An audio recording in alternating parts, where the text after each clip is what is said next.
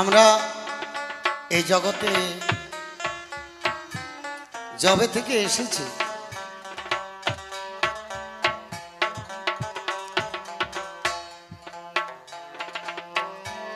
দিনের দিনে বয়সক্রমে আমরা অতীতের দিকে চলে যাচ্ছি। একদিন আমাদের আয়ু রবি ডুবে যাবে। এখন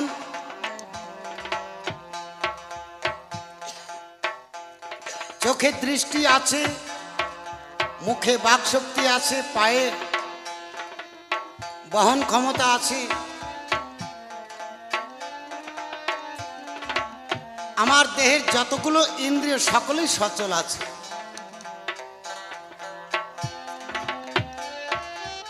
আমার দেহকে আমার ইচ্ছে মতো আমি পরিচালন করতে পারছি। যেটা চাইছি মনে লাগছে সেটা ধরছি, হাতে শক্তি আছে। যেখানে যাবার ইচ্ছা পায়ে হেঁটে যাচ্ছে, যেটা ইচ্ছা হচ্ছে সেটা মন দিয়ে দেখছি, শুনছি। কিন্তু সব দিন এই ক্ষমতা আমার থাকবে না। সেই দিন সম্মুখে আছে। আর যাদের সেই দিন চলে এসেছে তারা সেই ভাবনাটা ভাবছে। আমাদেরও প্রত্যেকের একদিন এমন একদিন আসবে, আমার দেহের ইন্দ্রিয়গণ আমার অবাধ্য হয়ে যাবে। সেদিন মন চাইলেও আমি তাকে পরিচালনা করতে পারবো না। আমি ডেকে বলবো, পা দুটো আমার এই দেহখানা নিয়ে যা। সেদিন পা আমাকে বলবে, ওরে মানব, যখন আমার সামর্থ্য ছিল সারা জীবন তোমার দেহকে বয়ে নিয়ে বেরিয়েছি, তুমি একদিন হরি মন্দিরে যাওনি, তুমি একদিন হরিসভা সাধু সঙ্গ করতে যাওনি। আর তো আমার সময় নেই। কান ডেকে বলবে, আমি বলবো একবার হরিনাম শ্রবণ করব, মন চাইছে। শ্রবণ শক্তি ডেকে বলবে, এখন কেন চাইছো? যখন শ্রবণ শক্তি ছিল তখন তুমি শোনোনি একটু হরিনাম। চোখ দিয়ে দেখতে চাইবো, আমি আর কিছু দেখতে পারবো না। তখন বলবো, একটু রাধা কৃষ্ণ যুগল ভর্তি যদি দেখতে পারতাম, আর পিতা মাতার চরণ দেখতে পারতাম। সেই শক্তিও থাকবে না। চোখে দৃষ্টি হারিয়ে ফেলবো, কানের শ্রবণ শক্তি হারিয়ে যাবে, বাহুতে সেই বল থাকবে না। তখন ঘরের কোণে একা হয়ে যেতে হবে, সঙ্গহীন হয়ে যেতে হবে। তখন মনে মনে ভাববে, আমার কত দুঃখ কষ্ট, আমার কাছে কেউ একটি এসে বসে না, আমার একটু কথা শুনতে চায় না। তখন বড় অসহায় মনে হবে। আর ভাববে, পারের মালিক, আমি অসহায় হয়ে আর কতদিন পড়ে রইব? তুমি আমায় দেশের মানুষ দেশে নিয়ে চলো, তুমি তো পারের মালিক। তখন ডেকে বলবে, অকুল দরিয়া মাঝি রে,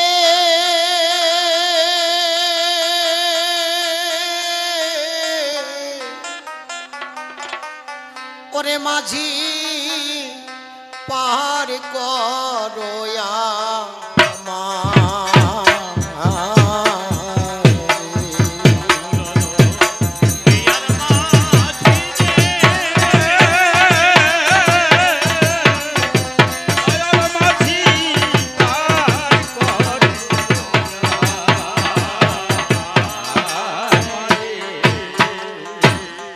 ঝড় বাদলে ঘর বাড়ি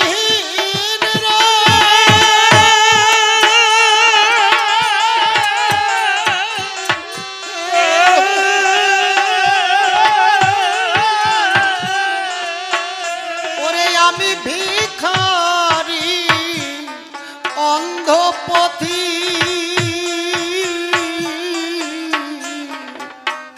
ওরে চলার পথ মোর হারিয়ে গেছে রে। এসে এই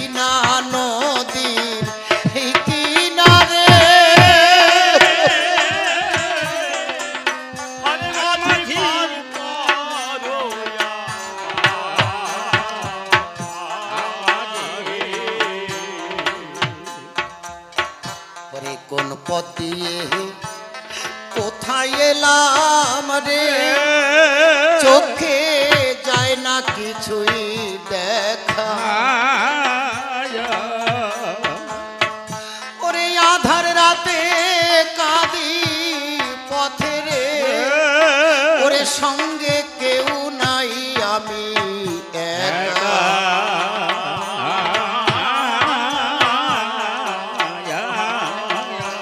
ওরে এই ছিল কপালের লেখা।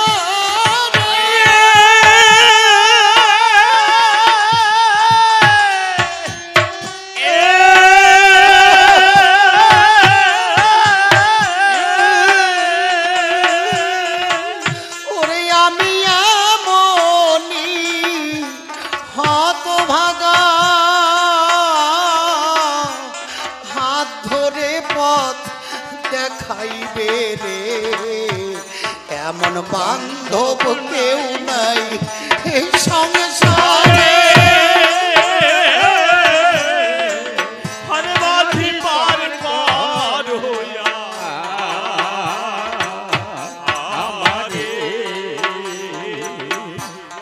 একেতে ঘোর আধার রাতি রে, ওরে তাতে অন্ধ মোর দুই আখি। আধার রাতে কাঁদি পথে রে, ওরে বান্ধব তোমার ডাকি।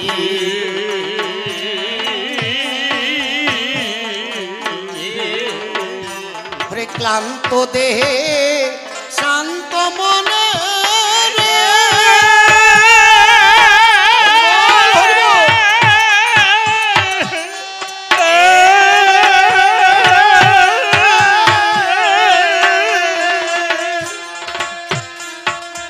আমি এখন আর কি করি।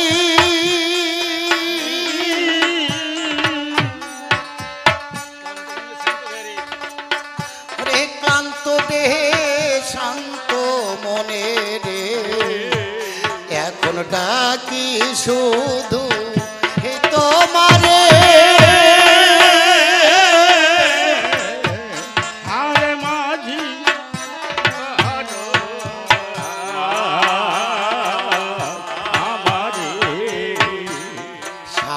জনম করলাম ভিক্ষারে, ওরে কাঁধে নিয়া ভিক্ষার ঝুলি। ওরে কেউ দিল না পারের করি রে, পেলাম মিছে করা বলি।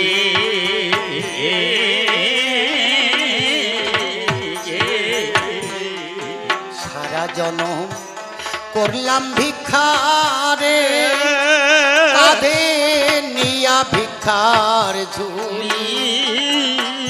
ওরে কেউ দিল না কানা করি, ওরে পেলাম মিছে করা বলি।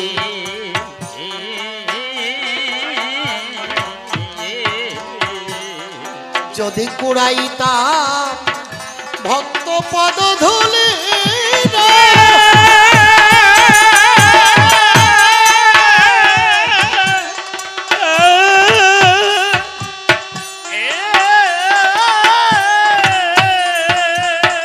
যদি ভক্ত পদ ধুলি,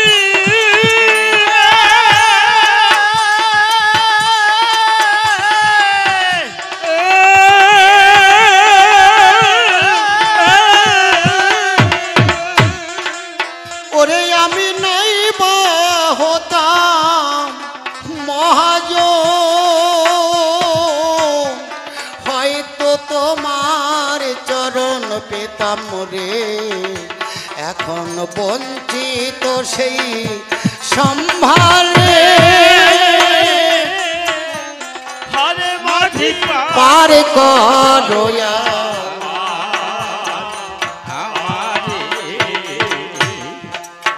অনাদি কয় পরাণ প্রিয়,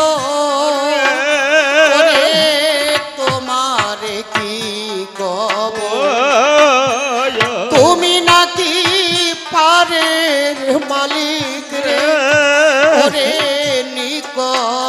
বান্ধব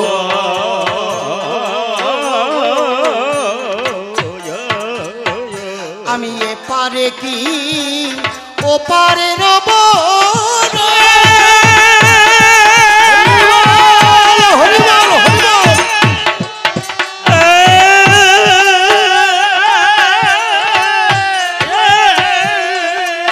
ওরে আমার পারে পারে দরকার নাই যে দেশেতে থাকো বান্ধব রে আমায় রেখো চরণের ধারে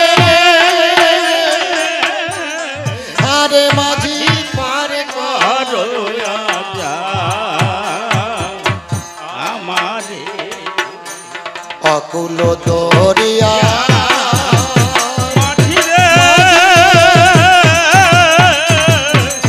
আরে মাঝি পারে করো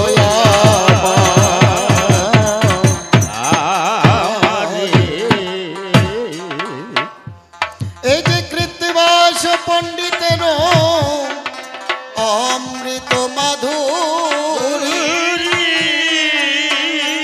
আজ লক্ষণ শক্তিশীল পালা সবে শুনছেন ধৈর্য ধরি ধরি রাত সাজাইয়া সারথি রাবণের নিকটেতে এলো এলো আর সারথি রাবণকে নিয়ে তখন গমন করিল সাগর কুলে গিয়া যখন দিল দর্শন সম্মুখে নর বানর একত্রে সভা দেখিল তখন সারথি রাবণকে সঙ্গে নিয়ে রাবণের আদেশ মতো সাগর কুলে যাত্রা করেছে রথে চড়ে রাবণ যখন গেছে সম্মুখে দেখছে নর বানর একত্রে সভা করে বসে আছে সারথি চিনতে না পেরে ডেকে বলছে মহারাজ সম্মুখে নর বানর একত্রে সভা করছে ওরা কারা রাবণ বলছে শোনো কারা ওই যে কোণে বসে আছে বেটা বুড়ো জাম্বুবান তার পাশে বসে আছে পবন পুত্র সেই মুখ পোড়া হনুমান তার পাশে বসে আছে নল নীল বিশ্বকর্মার নন্দন তার পাশে আছে সুসেন বৈদ্য আর আছে সুগ্রীব রাজন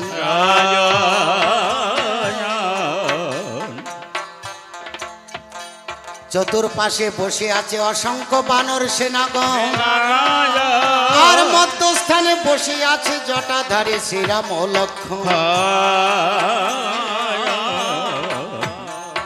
রাবণ বলছে ওই যে যাদের পরিচয় বললাম ওই যে 6 জন বানর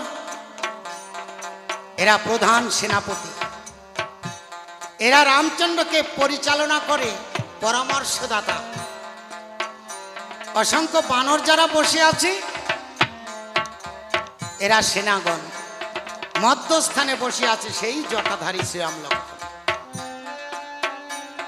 আমাদের দেহ মাঝে তাহলে এরা কেমন ভাবে আছে এই প্রধান বানর সেনাপতি যারা রামচন্দ্রকে পরিচালনা করে আমার দেহ মাঝে কাম ক্রোধ লোভ মোহ মদ মাৎসর্য ষড়রিপু রূপে রয়েছে এরা আমার দেহকে পরিচালনা করে আমি তো কামের বশে কত কাজ করে বসি ক্রোধের বশে কত অন্যায় করে বসি লোভে কত কিছু করি এই কাম ক্রোধ লোভ মোহ মদ মাৎসর্যের 6টি রিপুতে আমার দেহকে পরিচালনা করছে তেমনি রামচন্দ্রকে এই প্রধান সেনাপতি 6 জন পরিচালনা করে অসংখ্য বানর সেনা আমার দেহ মাঝে যেমন প্রতিটি রন্ধে রন্ধে শিরা উপশিরা রয়েছে এই বানর সেনার সময়েরা চতুর্দিকে ঘিরে আছে রাম লক্ষণ হচ্ছে আমার দেহ মাঝে জ্ঞান স্বরূপ রামচন্দ্র জ্ঞানটাই হচ্ছে রাম আর আমার দেহের গঠন কায়া এই কায়াটা হচ্ছে লক্ষণ দেখে চেনা যায় আমি পুরুষ না নারী আমি কালো না পরিষ্কার, এই কায়াটাই হচ্ছে লক্ষণ। আমাকে চেনবার একমাত্র উপায় লক্ষণ কি, ওই ব্যক্তিটা অমন, এই কায়াটা হচ্ছে লক্ষণ, এই হচ্ছে পরিচয়। তা যখন রামচন্দ্রের দিকে দৃষ্টি গেছে রাবণের, রাবণ বুঝতে পেরেছে এই সেই গোলকের নারায়ণ, তাই ভক্তিভাবে পুজো দিচ্ছে দূর থেকে। তুমি ব্রহ্মা, তুমি বিষ্ণু, তুমি মহেশ্বর, অগতির গতি তুমি হে জগত ঈশ্বর। আমি নাহি জানি ভজন সাধন, তোমার স্তুতি না জানি, কেমন করে পাবো তোমার যুগল চরণ দুখানি। স্বর্গের দেবতাগণ ভাবছে রাবণ যদি ভক্তি পূজা করে তাহলে তো রাম রাবণের যুদ্ধ হবে না, রাবণ নিধন না হলে সীতা উদ্ধার হবে না, আমরাও মুক্তি পাবো না। তাই দুষ্টু মা সরস্বতীকে স্মরণ করলেন। মা দেবতাগণ মিলে সরস্বতীকে প্রেরণ করলেন। মা সরস্বতী রাবণের মস্তকে ভর করেছে, অমনি কুবুদ্ধি জুটিয়েছে। অমনি ডেকে রামচন্দ্রকে বলছে রাবণ, হে রামচন্দ্র, বুঝেছি রামচন্দ্র তোর বীরত্ব কেমন, তোর ভাই ভরত রাজত্ব কেড়ে নিয়ে তোকে পাঠাইয়েছে বন, আর গভীর বন থেকে তোর সীতাই আমি করিলাম হরণ। ওই সীতাকে উদ্ধার যদি করিতে পারিস তবে বুঝিব বীরত্ব কেমন। রাম লক্ষণ একত্রে ছিল তো, লক্ষণ রেগে গিয়ে বলছে, দাদা রাবণ এই কুকথা বলছে, আমি সইতে পারছি না, ধনুর্বাণ আমার কাছে দাও, রাবণকে করে আসি নিধন। রামচন্দ্র বলছে, ভাই ক্রোধ করতে নাই কখন, আর রাবণকে সামান্য ভেবো না। আমি বড় ভাই হয়ে ওই রাক্ষসের সম্মুখে, রাক্ষসের কাছে কেমন করে তোমায় পাঠাবো, আমি তো বড় দাদা রয়েছি, বৃক্ষ সমূহে তোমাকে আমি রক্ষা করব, তুমি শিবিরে থাকো, ওই রাবণকে আমি সমুচিত জবাব দিয়ে আসি। এ তো বলি রামচন্দ্র ধনুর্বাণ স্কন্ধে তুলে নিল, আর যুদ্ধের লাগিয়া রামচন্দ্র তখন হুঙ্কার ছাড়িল। সেই হুঙ্কার শুনে রাবণের সেনাগণে রণমাদল বাজাতে লাগিল, আর সাগর কুলে রাম রাবণের তথায় দেখো যুদ্ধ বাঁধিল। এই যে এখানে আমাদের শিখবার, শুনবার, বুঝবার বিষয়, বড় ভাইয়ের কর্তব্য, আর সকল ভাইরা যদি না বোঝে তাদের বুঝিয়ে নেওয়া বড় ভাইয়ের কর্তব্য। কেননা বংশের বড় ছেলে পিতৃসম, পিতার মতো তাকে বটবৃক্ষের ছায়ার মতো, আর সকল ভাইকে জ্ঞান দিয়ে, বুদ্ধি দিয়ে, অর্থ দিয়ে, প্রয়োজনে তাকে আঁচলে ঘরের মধ্যে রেখে, আয়ত্তে রেখে তাকে পরিচালন করতে হয়, তবেই তো বংশের গার্জেন বড় ভাই। তাই বলছে রামচন্দ্র, তুমি ভাই শিবিরে থাকো, আমি দেখছি বিপদের সম্মুখে গিয়ে বিপদকে আমি রক্ষা করে আসি, আমি রাবণকে সমুচিত জবাব দিয়ে আসি। যুদ্ধের জন্য এগিয়ে চলেছে। আসলে এই যুদ্ধটা হচ্ছে দেবতা আর অসুরের মধ্যে, সত্য আর মিথ্যার মধ্যে, দিন আর রাতের মধ্যে, নারী আর পুরুষের মধ্যে, কামিনী আর কামের মধ্যে, স্বামী পুরুষের মধ্যে চিরকাল যেমন পক্ষ বিপক্ষ যুদ্ধ ছিল, আছে, থাকবে। গুরুর কৃপা বলে এই যুদ্ধের রস আস্বাদন করবেন।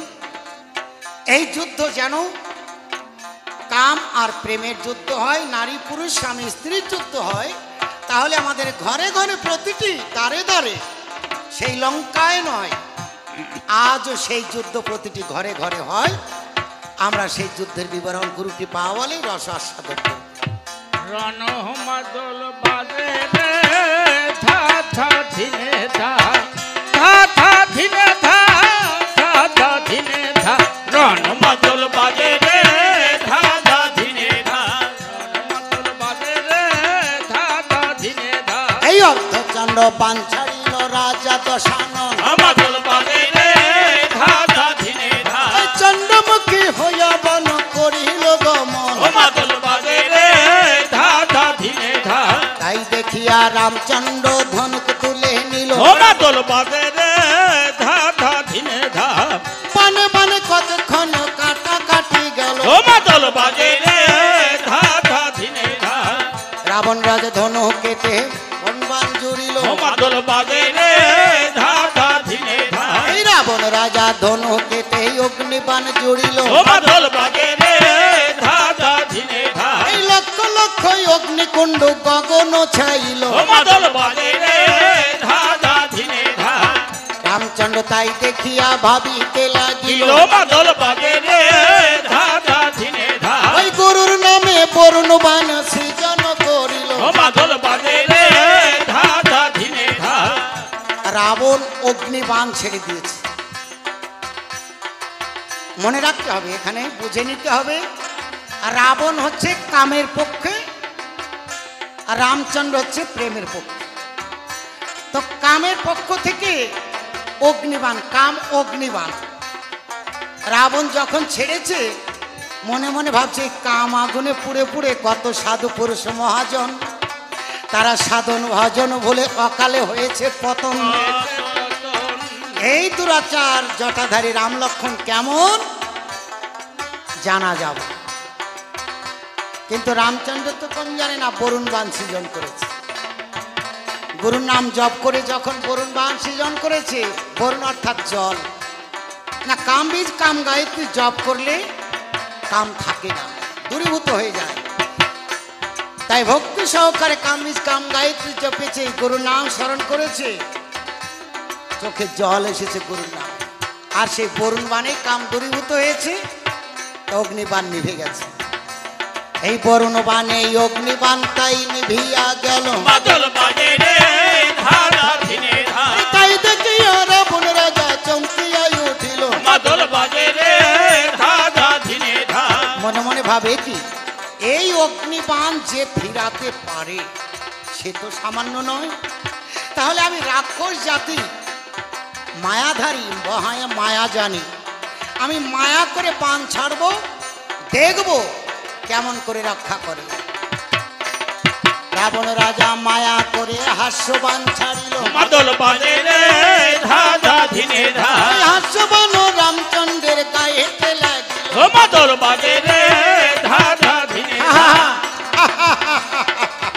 রামচন্দ্রের গায়ে মায়া করে বাণ ছেড়েছে, আর মায়াবান এমন ওই মায়ায় প্রভাবিত হয়েছে রামচন্দ্র। হাস্যবান ছেড়েছে, অমনি খিলখিল করে হাসছে। হঠাৎ মনে ভাবছে আমার এত হাসি পাচ্ছে কেন? রাবণ দেখছে কাজ হয়েছে, তো এই মায়াবানেই নিধন করতে হবে। পুনরায় রাবণ রাজা বাণ তুলে নিল, মাদল বাজে রে ধা ধা ধিনে ধা এই রামচন্দ্রের উদ্দেশ্যে নিত্যবান ছাড়িল। মাদল বাজে রে ধা ধা ধিনে ধা নিত্যবান রামচন্দ্রের লাগলো যখন গায়ে, মাদল বাজে রে ধা ধা ধিনে ধা যুদ্ধস্থলে রামচন্দ্র নাচিয়া বেড়ায়। মাদল বাজে রে ধা ধা ধিনে ধা ধা ধা ধিনে ধা ধা ধা ধিনে ধা রণ মাদল বাজে রে ধা ধা ধিনে ধা রণ মাদল বাজে রে ধা ধা ধিনে ধা নিত্যবান যখন ছেড়েছে মায়া করে, রামচন্দ্র নৃত্য আরম্ভ করেছে। নৃত্য করতে করতে হঠাৎ রামচন্দ্র ভাবে কি আমার এত নৃত্য ভালো লাগছে কেন? যারা গুরু ঘরে গেছেন বুঝতে পেরেছেন, প্রথমে হাসাহাসি হাস্যবান নারী পুরুষের যুদ্ধ, তারপরে আসে নৃত্যবান। নৃত্য চলতে চলতে রাবণ ভাবছে নৃত্য যখন করেছে এবার নিদ্রাবান ছাড়বো, নিদ্রাবানে নিধন হবে। রাবণ রাজা ক্রোধ করে নিদ্রাবান জড়িল। মাদল বাজে রে ধা ধা ধিনে ধা, তারা রামচন্দ্রের উদ্দেশ্যে নিদ্রাবান ছাড়িল। মাদল বাজে রে ধা ধা ধিনে ধা, এই নিদ্রাবান রামচন্দ্রের লাগলো যখন গায়ে, মাদল বাজে রে ধা ধা ধিনে ধা, ওই নিদ্রাবান রামচন্দ্র ভূমিতে লুটায়। মাদল বাজে রে ধা ধা ধিনে ধা, রাবণ রাজা তাই দেখিয়াই আনন্দ পাইল। মাদল বাজে রে ধা ধা ধিনে ধা, সারথীকে ডেকে ডেকে বলিতে লাগিল। মাদল বাজে রে ধা ধা ধিনে ধা, দূর থেকে লক্ষণ বীর দেখিতে পাইল। মাদল বাজে রে ধা ধা ধিনে ধা, ওই রাবণের বানে দাদা লুঘাইয়ে পড়িল। মাদল বাজে রে ধা ধা ধিনে ধা,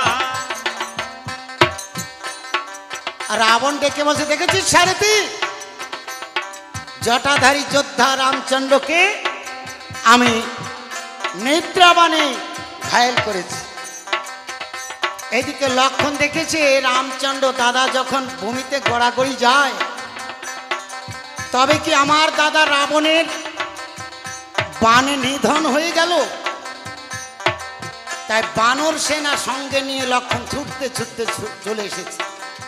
বানর সেনা নিয়ে লক্ষণ ছুটিতে লাগিল। মাদল বাজে রে ধা ধা ধিনে ধা, রাবণের যুদ্ধস্থলে আসিয়া দেখিল। মাদল বাজে রে ধা ধা ধিনে ধা, রাবণের যুদ্ধের কাছে এসেছে লক্ষণ সেনা বানর সেনাগণকে নিয়ে। ওর মধ্যে হনুমান হঠাৎ করে কি করেছে?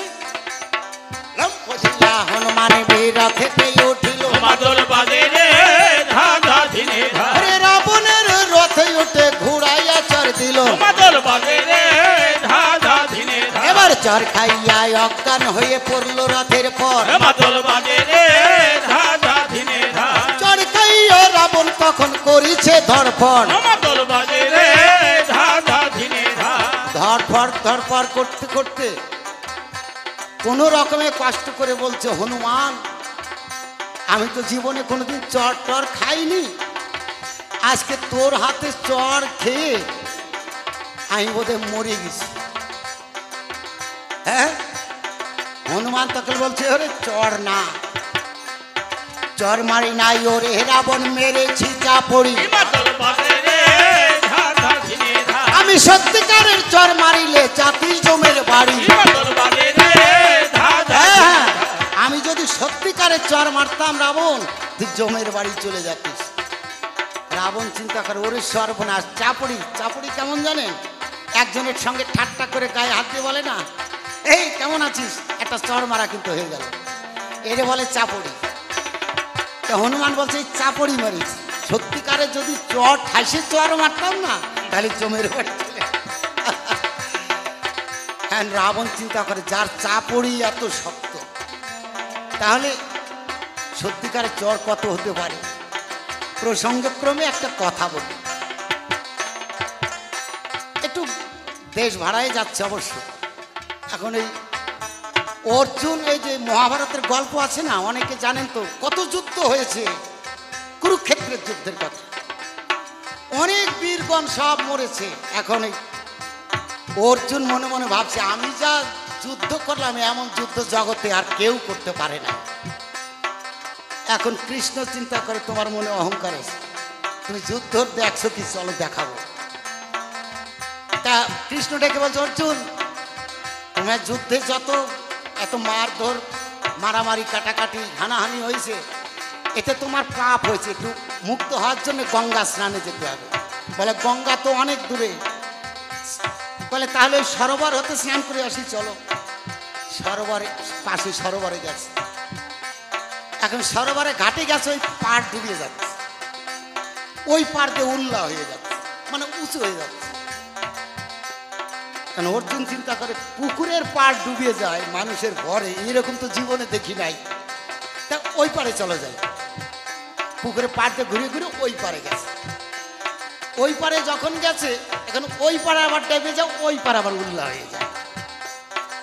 এখন অর্জুন কৃষ্ণরে জিজ্ঞাসা করে, আচ্ছা সখা, এইরকম হচ্ছে কেন? জীবনে কোনোদিন দেখি নাই যে পুকুরের পাড় এক কোনা উঁচু হয় আর এক কোনা ডেবে যায়, এইরকম কেন?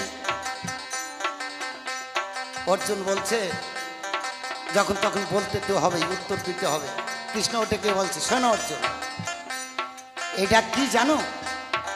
এটা হচ্ছে কুম্ভকর্ণের মাথার খুলি। বলে মাথার খুলি মানে? বলে হ্যাঁ, রাবণের ভাই কুম্ভকর্ণ ছিল না, তার মাথার খুলি ওই হনুমান করছিল লেজে জড়ায় চালে মারছিল রাগের চোটে, ওই মাথার খুলিটা মানে মাংস টাংস বেড়ে যায়, খুলিটা যায় শীত হয়েছিল নারকেলের আচার মতো শীত হয়েছিল। সে ত্রেতা যুগের ঘটনা তো, অনেক দিন থাকতে ধুলো মাটি পড়তে পড়তে মাটি হয়ে তার উপর দিয়ে গাছপালা হয়েছে, আর ওখানে জল জমে জমে সরোবর হয়েছে। সেই সরোবরে তুমি স্নান করতে আসছো। এখন ওই অর্জুন চিন্তা করে, যার মাথার খুলি একটা সরোবর, সেই যার মাথার খুলি একটা সরোবর, তাহলে সে বীরটা, তার মাথাটা কত বড় ছিল আর মানুষটাই বা কত বড় ছিল। আসলে এই যে সিনেমায় দেখায় না যে রাবণের হাতের উপরে করে নিয়ে এসে তো আবার রাবণ আর কুম্ভকর্ণ কথা বলে, এইরকম প্রকাণ্ড শরীর। এইরকম হনুমান যখন এরকম বলেছে যে চাপুড়ি মেরেছি, চড় মারলে জমের বাড়ি যায়, ওই জন্য কথাটা বললাম, এইরকম বীর।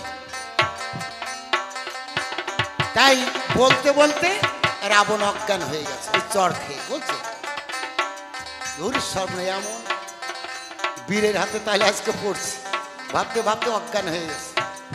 সারথি দেখছে কি, আমাদের মহারাজ যদি অজ্ঞান হয়ে যায় তাহলে যুদ্ধ করবে কে? ভয় পাইয়া সারথি তখন রথ চালাইয়া দিল, ওই রাবণকে নিয়ে তখন অন্তপুরে গেল। লক্ষণ বীর দাদা বলে ডাকিতে লাগিল,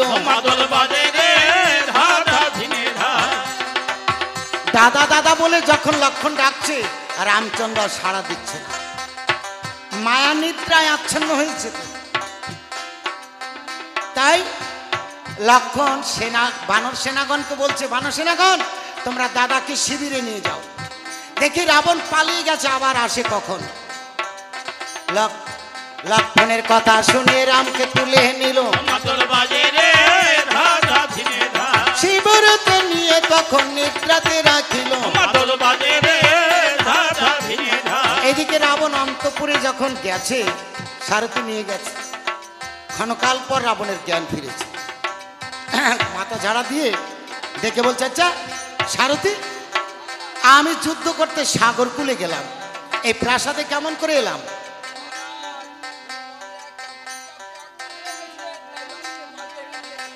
ও ইস, হনুমানের হাতে চড় খেয়ে আমি অজ্ঞান হয়েছি, এ কথার কাউকে বলবে না। কেউ দেখেছে নাকি?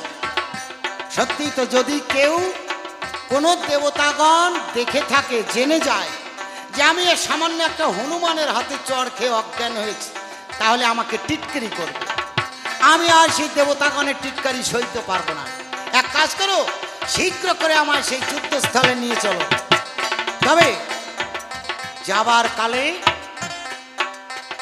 আমার সেই ইন্দ্রজিৎ পুত্র হত্যাকারী রামের ভাই লক্ষণের সঙ্গে এবার আমার একটু বুঝতে হবে। তাই লক্ষণকে নিধন করবার জন্যে আমি শক্তিশালী বাণটা সঙ্গে নিয়ে যাব। যেই বাণে লক্ষণ নিজে মরবে, আমার সঙ্গে কথা রয়েছে। শক্তিশালী বাণ তখন রথেতে তুলিল, শক্তিশালী নিয়ে রাবণ রথেতেই উঠিল। সারথীকে নিয়ে তখন সাগর কূলে এলো, এই সম্মুখে রামের ভাই লক্ষণকে দেখিল। লক্ষণকে দেখে রাজার আগুন জ্বলিল, ওই পুত্র সুখের জ্বালা যেন দ্বিগুণ বাড়িল। যখন রাবণ সাগর কূলে এসেছে, সম্মুখে লক্ষণকে দেখেছে, যেই লক্ষণ রাবণের বীর পুত্র ইন্দ্রজিৎকে করেছে নিধন, আজকে রাবণের আগুন যেন দ্বিগুণ হয়ে জ্বলে উঠেছে। অমনি রাবণ দেখে বলছে, এই সেই লক্ষণ, লক্ষণকে এবার আমি শক্তিশালী বাণে নিধন করব। অমনি রাবণের রাজা তখন ঢোলা হতে শক্তিশাল বান বাহির করিল। তুই মরিবি লক্ষণ বলে শক্তিশাল বান ধনুকে জুড়িল। আর শক্তিশাল দেখে লক্ষণ চমকিয়াই উঠিল। আর দাদা দাদা বলে লক্ষণ তখন কাঁদিতে লাগিল। লক্ষণের কাতর আর্তনাদ রামচন্দ্র যখনই শুনিল। মায়া নিদ্রা হতে রামচন্দ্র তখন জাগিয়াই উঠিল। লক্ষণ লক্ষণ বলিতে বলিতে ছুটিয়াই আসিল। লক্ষণের নিকটে এসে তখন দাঁড়াইয়া রহিল। লক্ষণের কাছে এসে রামচন্দ্র বলছে, লক্ষণ তুমি এত হাই হুতাশ করে ডাকছো কেন লক্ষণ? লক্ষণ বলছে, দাদা চেয়ে দেখো যে রাবণের হাতে শক্তিশাল, ওই শক্তিশালে আমায় মরতে হবে দাদা। আমি যে আর বাঁচবো না, শক্তিশালে আমায় মরতে হবে। রাবণের মনে পড়ে গেছে এই শক্তিশালী লক্ষণ মরবে। আর রামচন্দ্র মনে মনে ভাবছে, যেদিন লক্ষণ বলেছিল শক্তিশালী আমায় মরতে হবে, তুমি দাদা আমার কাছে শুনতে চেয়ে না শক্তিশালের কারণ কি? সেদিন বারে বারে আমি শুনতে চেয়েছিলাম, তাহলে লক্ষণ মরবে। বুঝতে পেরে রামচন্দ্র লক্ষণকে পিছনে ফেলে সম্মুখে এগিয়ে গিয়ে বলছে, ওরে শক্তিশাল, আমার ভাই লক্ষণকে তুমি মেরো না, তুমি আমার বক্ষে বিদ্ধ হও, আর তুমি বান ফিরে যাও, ফিরে যাও। ও রামে তনু রে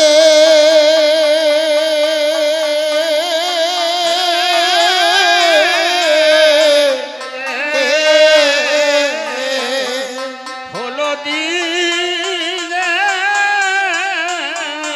দিনে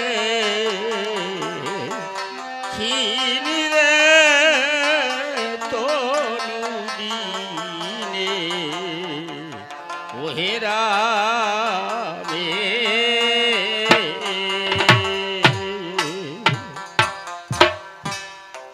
ওই শক্তিশালকে দেখে লক্ষণের মনে যেমন আঘাত পেয়েছে, রামচন্দ্র ভেবেছে লক্ষণকে আর বাঁচাতে পারবো না, তাই দুই চোখে জল এসেছে শক্তিশালকে দেখে। দুই চোখ যেন বুঝে আসছে আর আমি লক্ষণকে বাঁচাতে পারবো না, তাই শক্তিশালকে ডেকে বলছে, শক্তিশাল ওরে ফিরে যাও, ফিরে যাও ছেলো রে।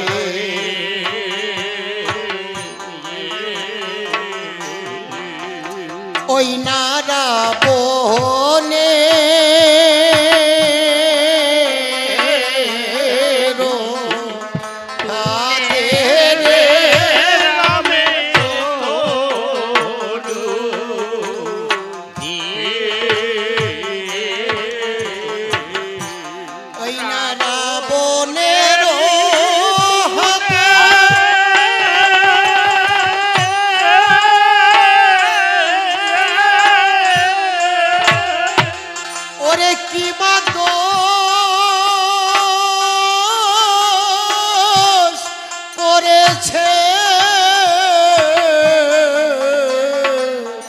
আমার ভাই রে,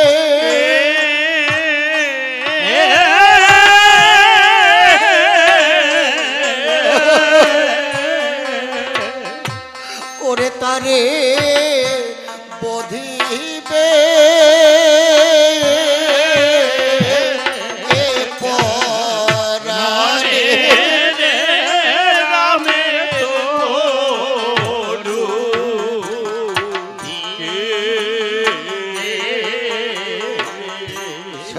ডেকে বলছে, রামচন্দ্র তুমি এমনি ভাবে কেঁদো না, চেয়ে দেখো সকল দেবতাগণ তোমার কান্না দেখে সকলেই কাঁদছে, তবে এমন ভাবে পড়বো লক্ষণের বক্ষে, লক্ষণ মরবে না, তুমি দুঃখ করো না, তুমি সরে যাও।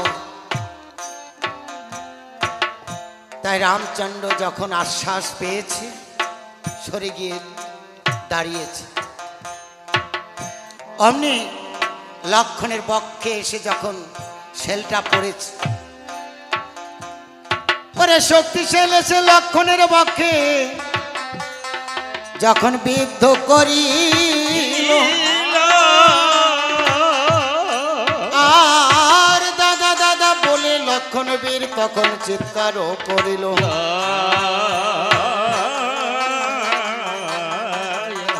আর সকল শক্তিশালবান লক্ষণের বুকে ঢুকে যখন বিদ্ধ হইল খাড়া,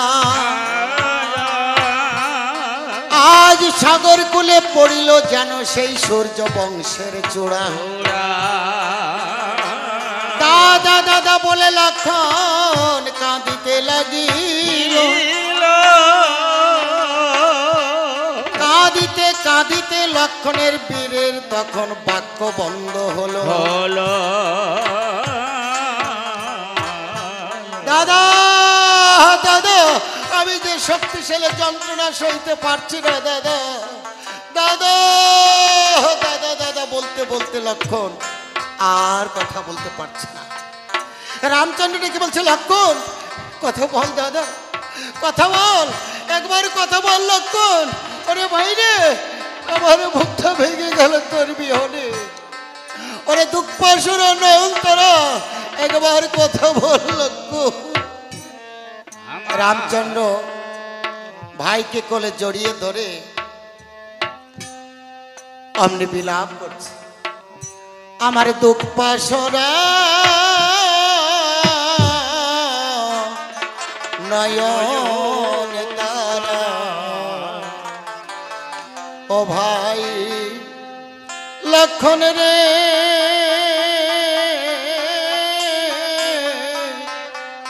ওরে নয়ন মেলো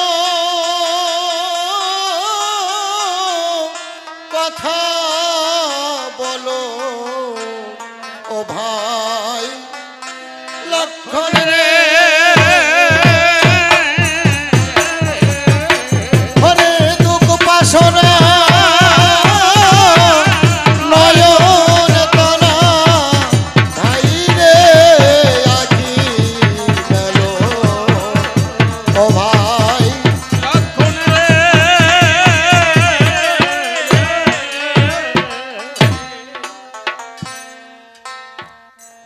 অমনি রামচন্দ্র একবার কথা বল বলে লক্ষণকে ডাকছে, কিন্তু লক্ষণ তার সাড়া দিচ্ছে না। ওরে কথা বলো, কথা বলো,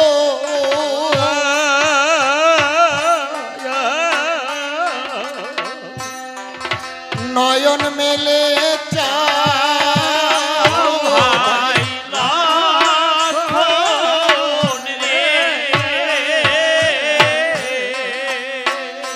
চাঁদ বদনে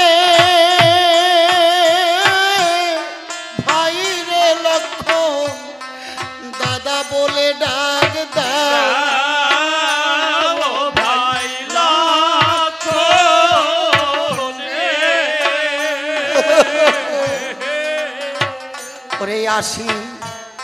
ওরে আসিয়া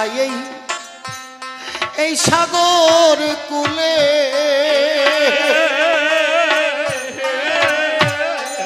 ওরে আমার বাম হইল বিধি, ও ভাই লক্ষণ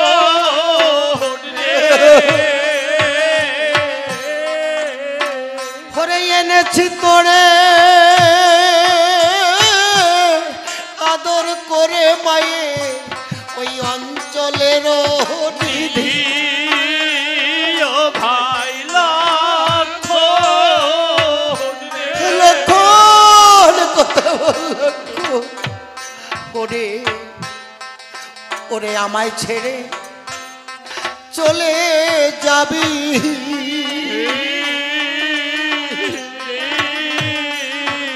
ও ভাই রে এই ছিল তোর মনে, ও ভাই লক্ষণ ওরে তবে কেন সাধ করে ভাই রে এসেছিলি বনে, ও ভাই লক্ষণ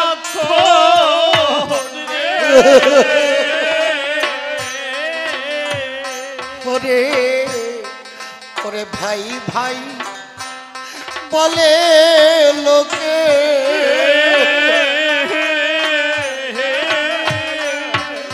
ওরে ভাই বড় ধান ভাই লক্ষণ রে গুণের ভাই যা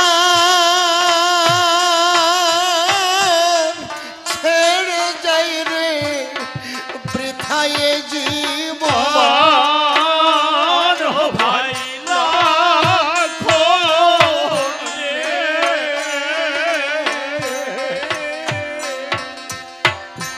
গুণের ভাই যা ছেড়ে যা রে বৃথায় জীবন ভাই লক্ষণ রে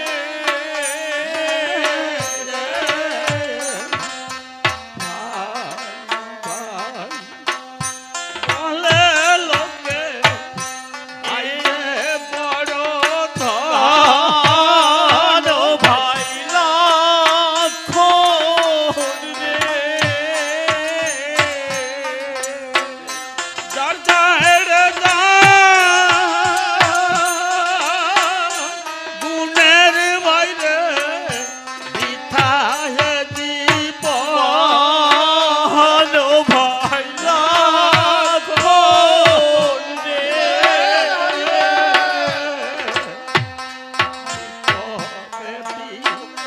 পাকে যায়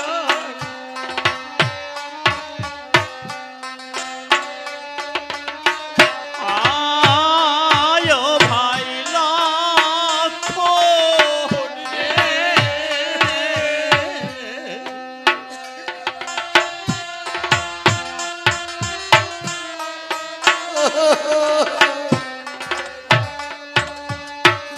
আরে ও ভাই লক্ষণ রে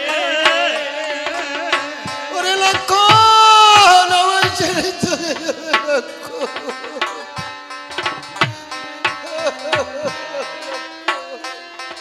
এনে শিশু মিত্রা মায়ে অঞ্চলের নিধি ও ভাই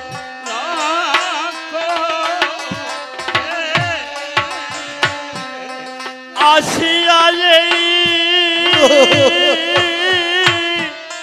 সাগর পারে বাম হইল বিধি ও ভাই লক্ষণ রে।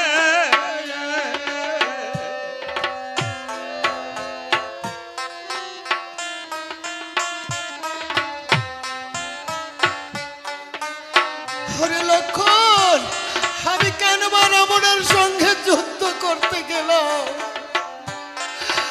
আমি সুমিত্রা মায়ের কাছে কি জবাব দেব?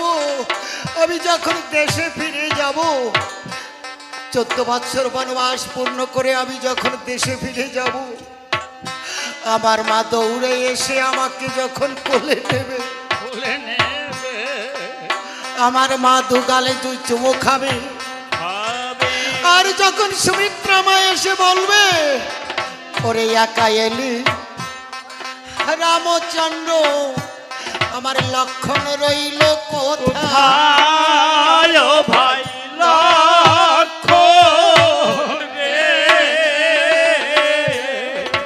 আমি কি জবাব দেব তখন? লক্ষণের কথা বল।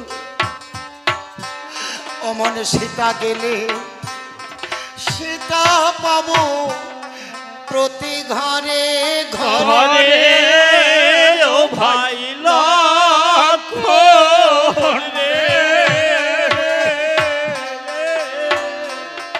হরে তোর মতো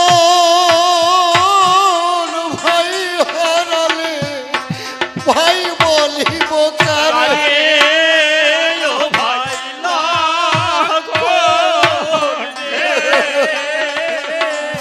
হরে তোর মতো ভাই হারালে ভাই বলিব কারে ও ভাই লাখো রে।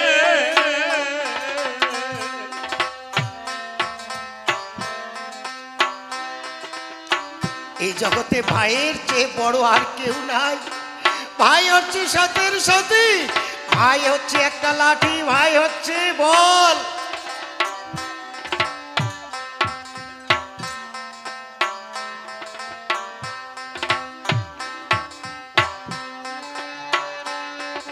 সাগর কুলে এমনি ভাবে যখন দু ভাই কাঁদছে,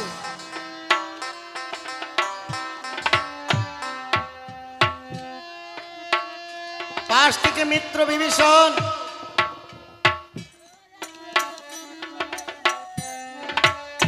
ডেকে বলছে, ধৈর্য ধরো প্রভু, লক্ষণকে বাঁচানোর ব্যবস্থা করতে হবে।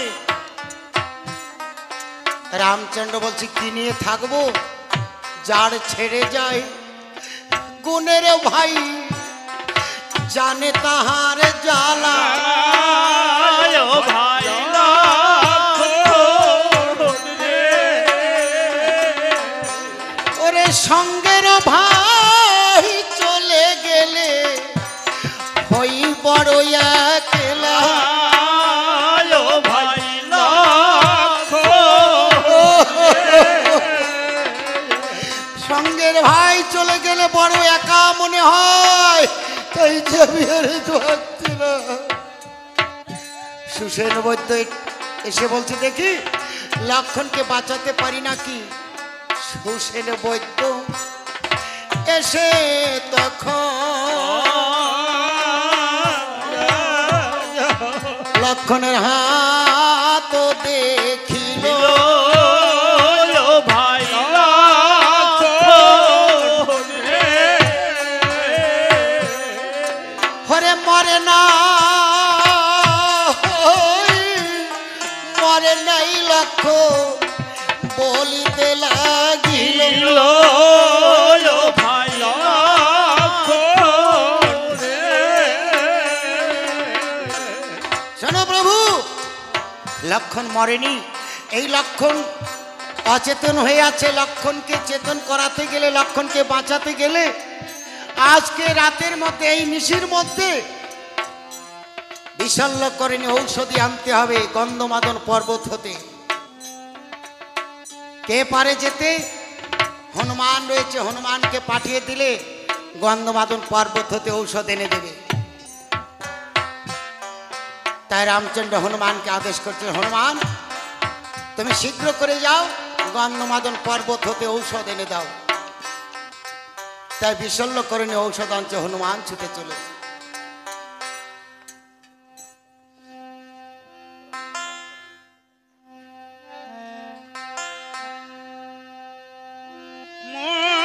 মধুরাম নাম ভবতরঙ্গে তরিত তরণিত কামনা ভবতরঙ্গে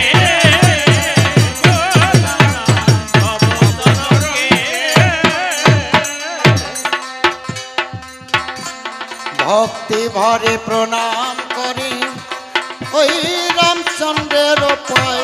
মধুরাম নাম ভবতরঙ্গে কেমন করে যাব প্রভু সেই পর্বতের গায়ে। মধুরাম নাম ভবতরঙ্গে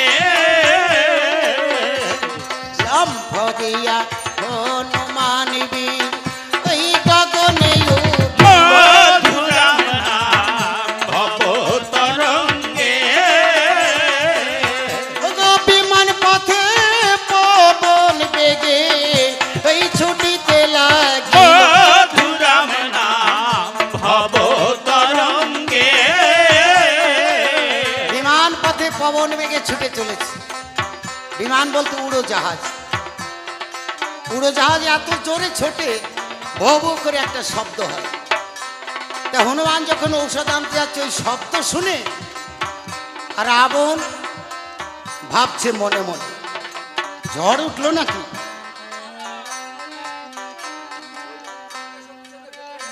হ্যাঁ, ও হনুমানকে শক্তিশালী পড়েছি, তার ঔষধ আনতে গন্ধমাদন পর্বতে যাচ্ছে। ও তাহলে ঔষধ তো হনুমান যখন যাচ্ছে নিয়ে আসবে, ও কি জন্তু আমার জানা আছে, একবার চড় খেয়ে জানি। তাহলে ঔষধ যাতে না আনতে পারে তার ব্যবস্থা করতে হবে। এমনকি কেউ আছে নাকি কোনো বীর? কে আছে? কালনিমি, হ্যাঁ হ্যাঁ, বড় মায়াধারী। ওই কালনিমি নাকি মন বেগে ছুটে যায়, সবচেয়ে দ্রুত ছোটে মন। পবন যা ছোটে তার বহু বহু গুণ আগে চলে। কারো যদি বৃন্দাবন যাওয়া থাকে, বৃন্দাবনে মন্দির যে দেখে এসেছে, এখানে বসে যদি মনে হয় যে সেই বৃন্দাবনে রাধা গোবিন্দের রূপটি কেমন, মনটা সেখানে চলে যায়, সেই রূপ দর্শন হয়। তা মন এত দ্রুত ছোটে, আর পবন বাতাস কত জোরে যেতে পারে, তাহলে মন বেগে যেতে পারে কালনেমি। কালনেমিকে পাঠিয়ে দাও শীঘ্র করে।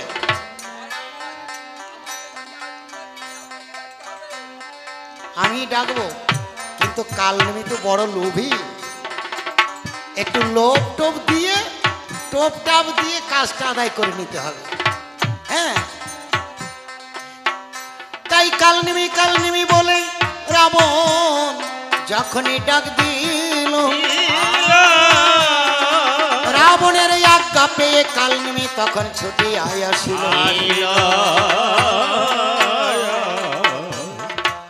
বলে রাবণ কেন ডেকেছো ভাগ্নে? মামা তোমায় একটা কাজ করতে হবে, তোমায় একটু গন্ধমাদন পর্বতে যেতে হবে। ওই যে হনুমান যাচ্ছে না, লক্ষণকে বাঁচাবার জন্য ঔষধ আনতে যাচ্ছে, যাতে না আনতে পারে তার একটা ব্যবস্থা তোমায় করতে হবে। হনুমান যাচ্ছে, যেতে পারবে না। ও আমি জানি কালনেমি কত লোভী, এমনিতে তো কাজ করবে না, একটু লোভ দেখাতে হবে। তা মামা আমি একটা আশা করেছিলাম, তা সেই আশাটা মনে হয় পূর্ণ হলো না। তোমার কি রাজা হওয়ার স্বাদ হয় না? রাজা হওয়ার স্বাদ আছে। তা আমি ভেবেছিলাম এই কাজটা যে করে আসতে পারবে তাকে আমি লঙ্কায় রাজা করে দেব। হ্যাঁ হ্যাঁ হ্যাঁ, যেতে পারবে? আবার তবে কি লঙ্কার লঙ্কার অর্ধেক কোনাকুনি ভাগ করে, অর্ধেক লঙ্কা তোমার, অর্ধেক আমার। আবার আর কি করতে হবে? হ্যাঁ অর্ধেক, আচ্ছা তাই দেব। আবার আর কি দাবি? পাটরানি মন্দোদরী, ও সুন্দরী বেশি বলে তো মন্দোদরী তো তোমার ভাগ্নে বউ হয় গো, রাক্ষসের ভাগ্নে বউ হয় না। বেশ শোনো, ওখানে তুমি তো যাবে মন বেগে, ও যাচ্ছে পবন বেগে। আগে গিয়ে ওখানে নৈবেদ্য সাজিয়ে একটা মায়া বৃক্ষ তৈরি করে সাধু সেজে বসে থাকবে। হনুমান যখন ঔষধ খুঁজে খুঁজে না পেয়ে তোমায় জিজ্ঞাসা করবে, ওকে ভুল পথে পরিচালনা করে সিঙ্গল সরোবরে পাঠিয়ে দেবে। ওখানে মায়া কুম্ভীরনি আছে, তাকে ধরে খেয়ে নেবে। না যুদ্ধ করতে হবে না, তোমার কোনো ভয় নেই। বেশ, ও চলিল আমি রাবণ চিন্তা করছে যে আগে কৌশল করে কাজটা আদায় করে নি, তোর সঙ্গে যা প্রতিশ্রুতি যা কথা দিয়েছি সে পরে হবে। মানে চালাকের একটা সীমা থাকার দরকার। লোভে পাপ, পাপে মৃত্যু, একটা কথা আছে না? ওই যে একটা শিয়াল পণ্ডিতের কথা তো সবাই জানে, শিয়াল কত বড় পণ্ডিত। হ্যাঁ, তা শিয়াল এক পাড়ার পাশে বন আছে, বনের মধ্যে সারাদিন থাকে। সন্ধেবেলা হলেই ওই পাড়ায় পাড়ায় ঘুরে মা বোনেরা ওই যে হাঁস মুরগি পোষে, ওই ধরে ধরে খায়। আর পাড়ায় আর হাঁস মুরগি কেউ পোষে না, ওই শিয়ালের যন্ত্রণায়। তো শিয়াল আর হাঁস মুরগি পায় না, আর বনের মধ্যে গিয়ে ঠাকুরের ডাকছে, ঠাকুর তুমি আজ জন্ম দিলে, কিন্তু এখন আর আমার আহার জোগাড় নাই, হাঁস মুরগি কেউ পোষে না, আমি এখন খাবো কি? যখন ঈশ্বরের প্রতি আত্মনিবেদন করেছে, উপরের দিকে তাকায় দেখে একটা গাছের মরা ডালে একটা কাক বসে আছে, আর মাংস তোলা রয়েছে তার গালে, একটা বড় মাংস পিণ্ড ওই কাকের ঠোঁটের মধ্যে রয়েছে। আর কাক তো চালাকি আরম্ভ করে দিয়েছে, দেখে বলছে, কাক ও কাক, তুমি যা সুন্দরী, তুমি হয়তো পক্ষীকুলের রানী, আর তোমার যদি থাকতো মুখে একটু সুর আর বাণী, মানে একটু গান গাইতে পারতাম, আর যদি ভালো ভালো কথা বলতে পারতাম, তুমি যা সুন্দরী পক্ষীকুলের রানী হয়ে যেতে। মানে কাকরে কিরকম দেখা যায় তা তো বোঝেন, কিন্তু সুন্দরী বলে তারা একেবারে উপরে তুলে দিচ্ছে। আমি বলছে, ও কাক চিন্তা করে তাই নাকি, আমার খুব সুন্দর দেখা যায়, মানে যেটু সুন্দরী হয় তারা আরো সুন্দর বলে দেখুন মাজা মুসরাই হাঁটে, মানে ওটা তার অহংকার বেড়ে যায়। তা কাকও চিন্তা করছে তাহলে আমার ভালোই মনে হয় দেখা যায়, তাহলে পক্ষীকুলের রানী তো কেউ কয় না, তাই দেখি একটু গান গাইতে পারি নাকি, দেখি একটু ভালো কথা আসে নাকি মুখে। কাকের যদি গান গাওয়ার শখ হয়, বুঝছেন, পক্ষীকুলের রানী হওয়ার আশায় গান ধরছে, তা গান ধরতে যাই কাক করেছে কা কা, ঠোঁট হয়ে গেছে ফাঁকা, আর পড়ে গেছে মাংসের চাকা। যখনই মাংসের দলা পড়িয়ে গেছে, বুঝছেন, নিচে শিয়াল ছিল, বসতে পড়েছে, এই মাংসের দলায় পেয়ে আমার হয়ে যাবে, অমনি মাংসের দলায় নিয়ে হয়ে গেছে ফাঁকা। তাই চালাকের পাল্লায় যে পড়ে তার বিপদ আছে। আজকে লোভে পাপ, পাপে মৃত্যু, আজ কাল নেমে যাত্রা করেছে। চলো ও চলিল নেমে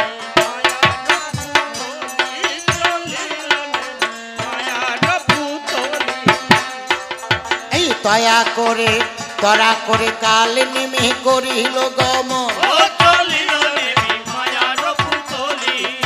মায়া করে কাল নেমে করিল গমন,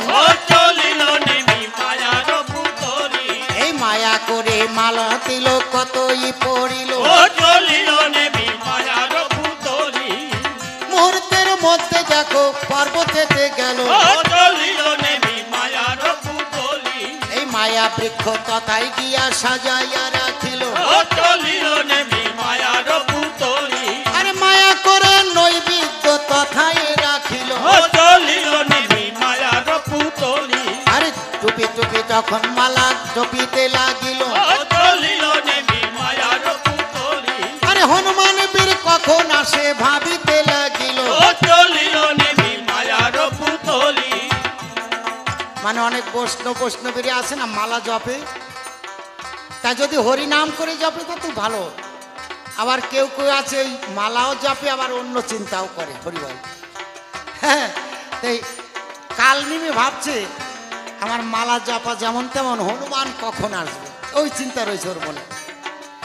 ভাবিতে ভাবিতে হনুমান পর্বতেতে এলো, এই গন্ধমাদন পর্বত ঘুরে খুঁজিতে লাগিল, গন্ধমাদন পর্বত ভরে ঘুরে ঘুরে খুঁজছে। হনুমান বীর এর আগে ওই বিশল্যকরণী ঔষধ তো কোনোদিন দেখেনি, যে না চেনে সে দেখলেও তো চিনতে পারবে না। এখন চিনতে না পারে মনে মনে ভাবছে তাহলে এখানে কারো কাছে জিজ্ঞাসা করি কে আছে। সম্মুখে দেখতে পায় একটা সাধু বাবা বসে রয়, ধ্যান করছে। তারা করে হনুমান বীর সাধুর কাছে গেল, বিশল্যকরণী ওষুধ আনিতে চাহিল, সাধুর কাছে গিয়ে বলছে প্রণাম হই সাধু বাবা, প্রণাম হই প্রণাম হই। আর ওই সাধু বাবা কালনি দীর্ঘজীবী হও বৎস, বসো আমার পাশ। আমার কি সৌভাগ্য, আমি সপ্তদিবস উপবাস, এই যে নৈবেদ্য সাজিয়েছি, আমি প্রসাদ কারো দিতেও পারি না আর প্রসাদ নিজেও পাই না। হনুমান বলছে আমারও প্রসাদ খাবার সময় নেই, আমি বড় বিপদে পড়ে তোমার কাছে এসেছি, আগে সেই কথা বলো। আমি কি বিপদে পড়ে এসেছি তুমি তো জানো না। কালনিমি বলছে, আসলে তো সব শুনে আসছে, বুঝলেন? কালনিমি বলছে মূর্খ পশু হনুমান, মানে খুব দাম বাড়াচ্ছে। আমি যদি মনে করি আকাশের তারা সাগরের বালি গুনে গুনে বলে দিতে পারি। হনুমান চিন্তা করে কি বলে, আমি মূর্খ আর উনি আকাশের তারা সাগরের বালি গুনে গুনে বলে দিতে পারে, তো বড় সাধু, তাই একটু পরীক্ষা করে দেখি। আচ্ছা সাধু বাবা, তুমি এত যদি পারো তাহলে বলো দেখি আমি কি জন্য তোমার কাছে এসেছি। একজন সাধু বাবা বলছো, তাহলে আমাকে পরীক্ষা করবে। রামের ভাই লক্ষণ রাবণের শক্তিশালী বানে হয়েছে নিধন, তুমি এই গন্ধমাদন পর্বতে এসেছো বিশল্যকরণী ঔষধের কারণ। হনুমান চিন্তা করে সব না, এ তো ঠিকই বলছে, এ তো ঠিকই জানে। কেন এই 18 বছরের পথের খবর যে এখানে বসে জানতে পারে, এর মতো বড় সাধু নাই। অমনি ষষ্ঠাঙ্গে প্রণাম দেয়, প্রণাম হই সাধু বাবা, প্রণাম হই। বলো কি করতে হবে। বলে শোনো, হনুমানকে বলছি, কালনিমে বলে দিচ্ছে ওই সিংহল সরোবরে যাও। ওই সিংহল সরোবরের 1 গণ্ডল জল যদি কেউ করে পান, তাহলে 12 বৎসর থাকবে না তাহার ক্ষুধা তৃষ্ণা, এমনি ভাবে কাটিবে জীবন। হনুমান চিন্তা করে আমার দিন ভরে খিদে পায়, ডালে ডালে ঘুরে ফল খেতে হয়, আর 1 গণ্ডল জল পান করলে যদি 12 বছর ক্ষুধা তৃষ্ণা দূরে যায়, এর মতো কি সুযোগ আর পাওয়া যায়। তেল গামছা নিয়ে হনুমান করিল গমন, ওই সিংহল সরোবরে গিয়া দিল দর্শন। ওই সরোবরে হনুমান বীর যখন নামিল, আর জলের ঢেউ পেয়ে কুমির ছুটিয়াই আসিল। এই হনুমানের একটা পদ কামড়িয়া ধরিল, বুঝতে পেরে লম্ফ দিয়া পর্বতে উঠিল। যখনই কুম্ভীর এসে হনুমানের পা কামড়ে ধরেছে, হনুমান বুঝতে পেরে যে কিসে যেন কামড় দিল, অমনি এক লম্ফ দিয়ে পর্বতে উঠেছে। উঠে দেখে এ তো কুমিরে ধরেছে। কুমিরে দেখেন তো কাকলি মাছের মতো দুটো ঠোঁট বড় লম্বা, 2 ঠোঁট ধরে যখন ফেড়ে ফেলেছে, দ্বিখণ্ডিত হইয়া তখন কুম্ভীরও মরিল। কুম্ভীরের প্রাণ পাখি অস্পরি রূপ হলো, কুম্ভীর মরে গেল, আর একটা অস্পরির উপর একটা কন্যা হয়েছে। হনুমান চিন্তা করে কি, কুমির মারলাম, অস্পরির কন্যা হলো, এ কন্যা তোমার পরিচয় কি? তখন ওই কন্যা বলছে, আমি বুঝতে পেরেছি তুমি রাম ভক্ত হনুমান। শোনো, তোমাকে এখানে যে পাঠিয়েছে সে কিন্তু সাধু নয়, সে হচ্ছে কালনিমি। আর আমি ছিলাম পূর্বের রূপ ফিরে পেয়েছি, আমি অস্পরি পূর্ব জন্মে ছিলাম। মুনির অভিশাপে আমি মায়া কুম্ভীরিণী হয়েছি। কেন জানো? আমার রূপের অহংকার করে আমি দুর্বাসা মুনির ধ্যান ভঙ্গ করাতে গিয়েছিলাম, তাই মুনি আমাকে অভিশাপ দিয়েছে, তোর এই রূপের অহংকার আর থাকবে না। এই তোর রূপের অহংকার থাকবে না, তুই আমার ধ্যান ভঙ্গ করাতে এসেছিস, যা তুই মায়া কুম্ভীরিণী হয়ে থাক সিংহল সরোবরে। চরণ ধরে কেঁদে কেঁদে বলেছিলাম, মুনিবর আমি মুক্তি পাবো কেমন করে? বলে ত্রেতা যুগে রাম অবতারে রামের ভাই লক্ষণ শক্তিশাল ছেলে যখন পড়বে, হনুমানকে পাঠাবে ঔষধ আনতে, কালনিমি ছলনা করে তোমার কাছে পাঠাবে, তার চরণ ধরতে পারলে তুমি উদ্ধার হয়ে যাবে। তাই আমি যখন পূর্বরূপ ফিরে পেয়েছি, আমি মুক্তি পেয়েছি, বুঝতে পেরেছি তুমি রাম ভক্ত হনুমান, আর তোমাকে যে পাঠিয়েছে সে হচ্ছে রাবণের মামা কালনিমি। হনুমান চিন্তা করছে, ওরে সর্বনাশ, তাহলে আমাকে মারার ভান পেতেছিল, ওই কুমিরের পেটে দেওয়ার জন্যে সাধু সেজে কালনিমি আমাকে এই ঘেন কাজ করেছে। তবে আমাকে চেনে না। এবার কালনেমিকে উপযুক্ত জবাব দেব। এদিকে কালনেমি মনে মনে ভাবছে গেছে, কাজ সারা হয়েছে। কেননা হনুমানকে তেল গামছা দিয়ে পাঠিয়েছি স্নান করাতে, স্নান সেরে এখনো যখন আসলো না, এত দেরি হয়ে যাচ্ছে, তাহলে মনে হয় কুমিরের পেটে এত সময় হ্যাঁ হজম হয়ে গেছে, করে পড়েছে, খপ খপ করে খেয়ে নিস, আর কোনো ভয় নেই, হনুমান শেষ। এবার আমি তো লঙ্কায় ফিরে গেলে লঙ্কা ফিরে পাবো, লঙ্কার অর্ধেক আমি নেব, আর কি কি হব, আজকে আমার আনন্দে যেন ধরছে না। করিব নিত্য আনন্দে আনন্দে, করিব আনন্দে আনন্দে আনন্দে, করিব নিত্য আনন্দে। কালনেমি মনে মনে ভাবছে আজকে আমার আনন্দের সীমানা একটু নৃত্য করে নিই, কেননা আমি রাজা হব, কত কিছু পাবো। নিত্য গো আনন্দে, করিব নিত্য আনন্দে আনন্দে, আনন্দে আনন্দে আনন্দে, করিব নিত্য আনন্দে। এবার দড়ি ধরে ভাগ করিব স্বর্ণ লঙ্কা পুরী, সেই ভাগ লব যেই ভাগেতে আছে মন্দ দড়ি, কাল কোছা ঝোলাইয়া যাব লঙ্কার ভিতর, কাল কোছা ঝোলাইয়া যাব লঙ্কার ভিতর, মনের আনন্দে। আরে নারী গনে দেখে বলবে আইছে লঙ্কেশ্বর, মনের আনন্দে। কেহ বলবে লহ মনে লহ পান্তি খাও, বলবো আর ভালো লাগে না গো ওদিকে সরে যাও, আরে কেহটি দিবে গায় আমার কেহটি দিবে পা, বলবো আরো ভালো লাগে না গো ওদিকে সরে যা, মনে এত কিছু ভাবছে যে কেউ গা টিপে দেবে, কেউ পান দেবে, মাল কোচা ঝোলায় পাড়ায় পাড়ায় ঘুরবো, মহারাজ লঙ্কেশ্বর আসছে, সবাই বলবে নারীগণে কত যত্ন করবে। হ্যাঁ, এগুলো যখন ভাবছে হনুমানজির পিছনে এসে সব কিছু শুনছে, আর মনে মনে ভাবছে ওরে কালনেমি তোর এত শখ, আজকে তোকে উপযুক্ত দেব জবাব। হনুমানী বীর সম্মুখে আসিল, কালনেমির সকল কথা শুনিতে পাইল, হনুমানকে দেখে নিমি ভাবিতে লাগিল, এই বাবা বাবা বলে তখন ডাকিতে লাগিল, ওরে হনু বাবা ফল বাবা ধরো বাবা নেও বাবা দেও বাবা আমি বাবা তুমি বাবা, সব বাবা বাবা করছে, আগে পিছে মরতে এত ঘন ঘন বাবা বলছে। হনুমান চিন্তা করছে যতই আমাকে বাবা বলো আজকে ছাড়া নেই। আমি চারি হাত পা ধরে তখন লেঙ্গুড়ে জড়ালো,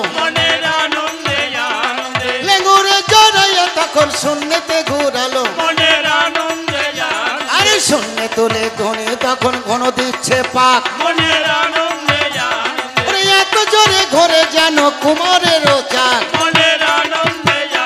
আরে ঘোরাইয়া ঘোরাইয়া যখন মারিল ছাড়, আরে চূর্ণ হলো মাথার খুলি ভাঙলো দেহের হাড়, ঘুরাইয়া ঘুরাইয়া যখন ছুরিয়া মারিল, লঙ্কার সবাই গিয়া তুরুম করে পড়িল, রাবণ যেখানে সভা করছে আর উনি হনুমান ঘুরায় ঘুরায় ছুঁড়ে মেরেছে, সবার পাশে গিয়ে তুরুম করে পড়েছে, আর রাবণের সিংহাসন কেঁপে উঠেছে। রাবণ ডেকে বলছে কি ভূমিকম্প হচ্ছে নাকি, তাহলে কি দড়াস পড়েছে, আমার সঙ্গে মস্করা কি হয়েছে, রাবণ দেখে যে কালনেমি কালনেমি মনে হচ্ছে, আচ্ছা কি কালনেমি নাকি, হ্যাঁ হ্যাঁ তাই তো মনে হচ্ছে, হ্যাঁ বলো, হ্যাঁ না না নির্ভয়ে বলো,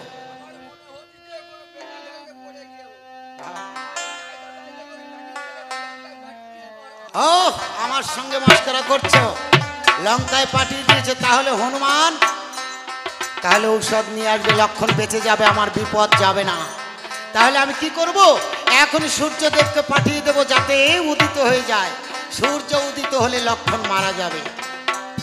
তাই সূর্য বলে ভানুদেবকে যখনই ডাক দিল, পাবনের রথে চড়ে ভানুদেব সম্মুখে আসিল। হে ভানুদেব, তুমি শীঘ্র করে উদয় পর্বতে যাও, উদিত হও।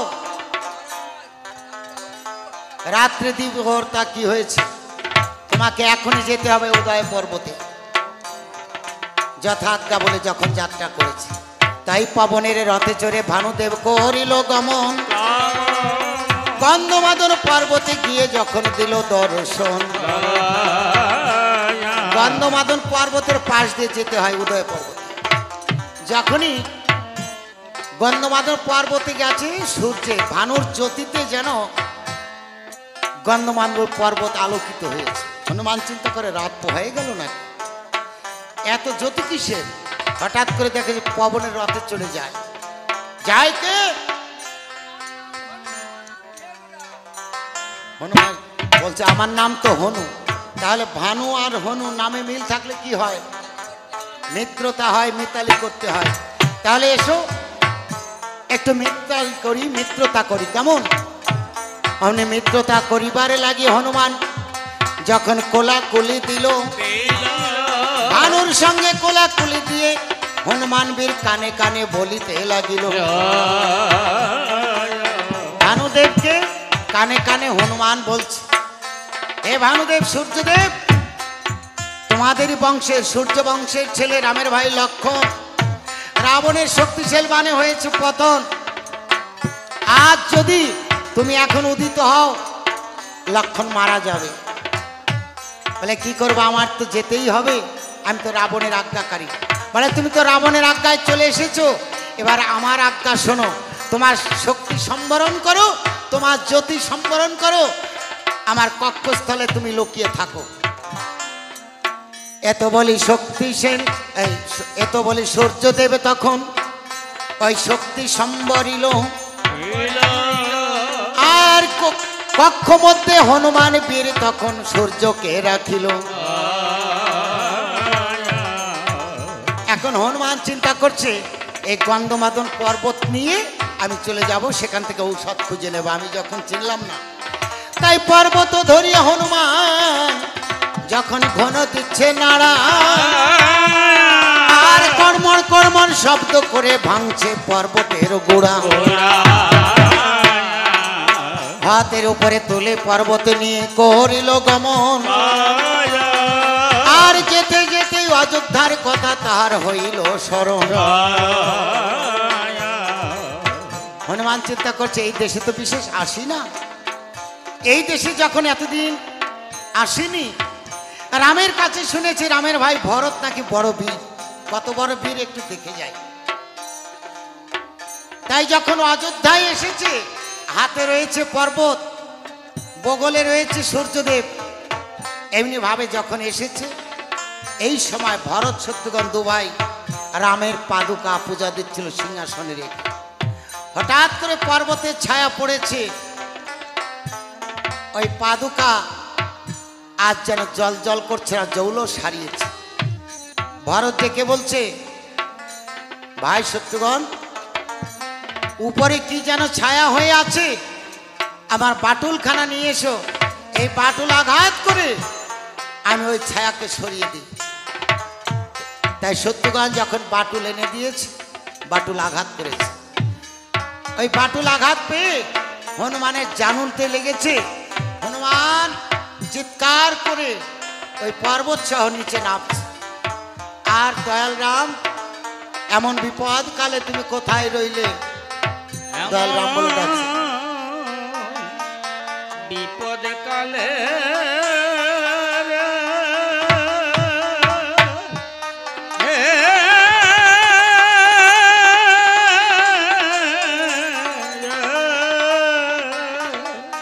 দয়াল রাম রহিলে কো থায় রে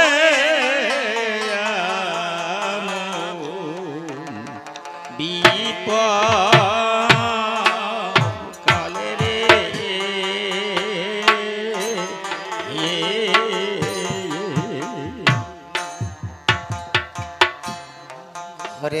রাম রাম বলিয়া হনুমান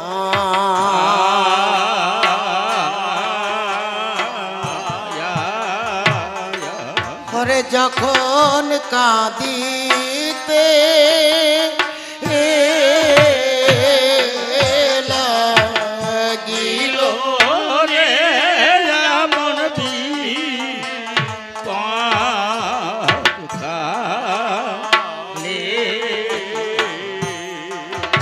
কাঁদিতে লাগিল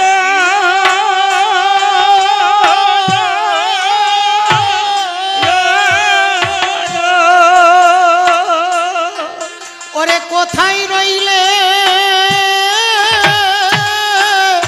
দয়াল রাম ওরে ডাকিতে লাগিল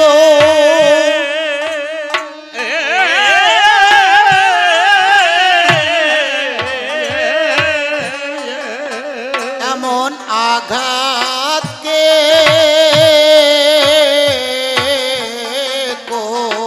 করিল রে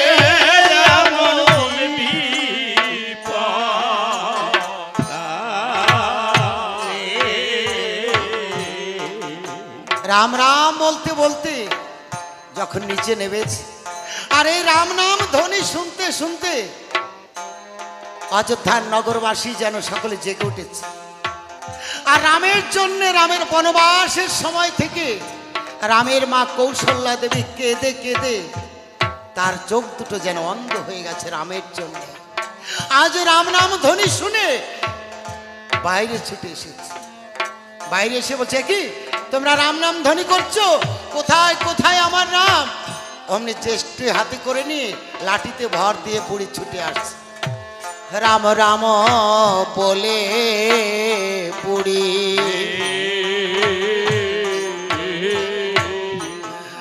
অমনি বাহিরে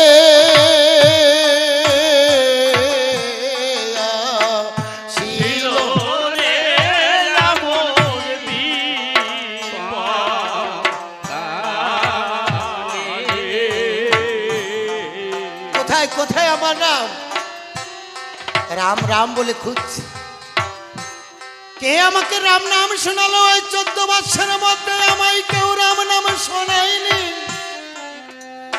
আজ কেন রাম নাম শুনেছি তোমাদের মুখে ওগো 14 বছর পরে রাম নাম তোমরা শুনিয়েছ ওরে কেঁদে কেঁদে অন্ধ হলাম রে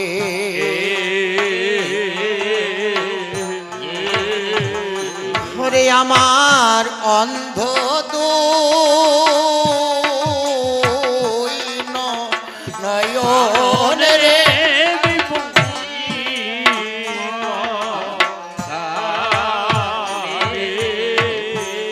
এই 14 বছর না লই আমি রে